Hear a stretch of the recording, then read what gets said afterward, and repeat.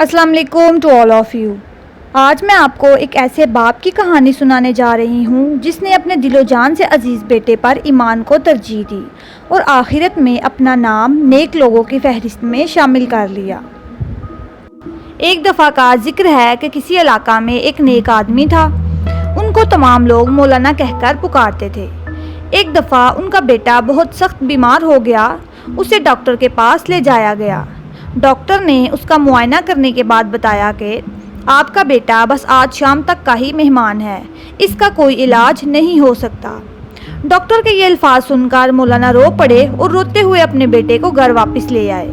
گھر میں کھڑے وہ اپنے بیٹے کی تیمارداری کر رہے تھے کہ اچانک دروازے پر دستک ہوئی۔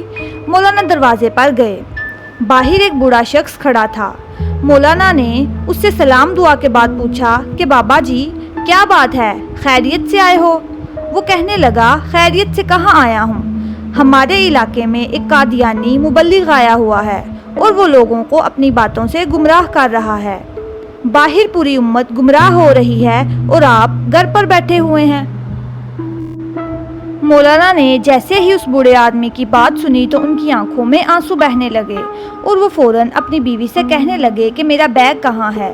بیوی نے انہیں بیگ لا کر دیا اور وہ فوراً بیگ ہاتھ میں پکڑے گھر سے روانہ ہونے لگے۔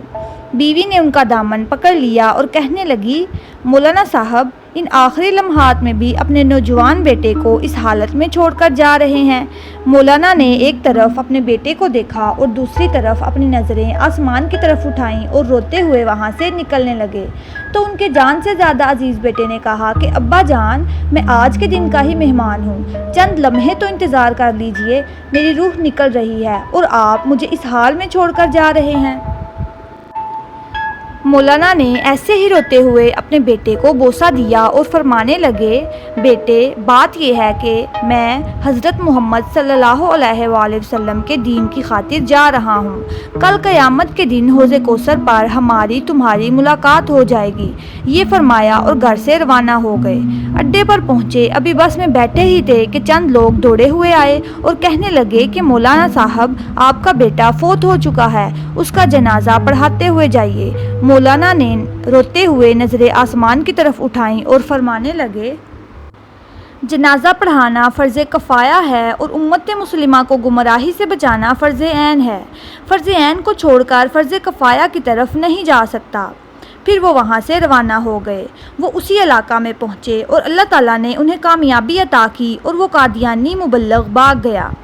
مولانا جب 3 دن کے بعد گھر واپس پہنچے تو بیوی ان کے قدموں میں گر گئی اور رو کر کہنے لگی کہ مولانا صاحب جب آپ جا رہے تھے تو آپ کا بیٹا آپ کی راہ تکتا رہا اور کہتا رہا جب ابا جان واپس آ جائیں تو انہیں میرا سلام عرض کر دینا۔ مولانا نے جیسے ہی یہ سنا تو وہ فوراً اپنے بیٹے کی قبر پر گئے اور دعا مانگنے لگے کہ اے اللہ ختم نبوت کے وسیلے سے میرے بیٹے کی قبر کو جنت کا باغ بنا دے۔ مولانا دعا مانگ کر گھر واپس آئے تو رات بیٹے کو خواب میں دیکھا۔ بیٹے نے اپنے باپ سے ملاقات کی اور کہا کہ رب محمد صلی اللہ علیہ وآلہ وسلم کی قسم ختم نبوت کے وسیلے سے اللہ تعالیٰ نے میری قبر کو جنت کا باغ بنا دیا ہے۔ ختم نبوت کے اس مجاہد کو لوگ مولانا غلام غوث ہزاروی رحمۃ اللہ علیہ کے نام سے جانتے ہیں۔ جیسا کہ ہم سب کو پتہ ہے کہ دنیا بہت ہی پر رونق جگہ ہے جس کی رنگینیوں میں ہم سب انسان کھو کر اپنے فرائض کو بھول گئے ہیں کہ ہمارا اس دنیا میں آنے کا اصل مقصد کیا ہے۔ اللہ تعالیٰ ہم سب کو اس دنیا کی رنگینیوں سے نکال کر اپنے پسندیدہ بندوں میں شامل فرما لیں، کیونکہ جہاں اللہ تعالیٰ کی نافرمانی شروع ہو جاتی ہے وہاں پھر پریشانیاں جنم لینے لگتی ہیں اور اللہ تعالیٰ اس دنیا کو ہی انسان کے لیے جہنم بنا دیتے ہیں۔ اسی بات کے اختتام پر میں آپ سب سے اجازت چاہوں گی، تب تک کے لیے اللہ حافظ۔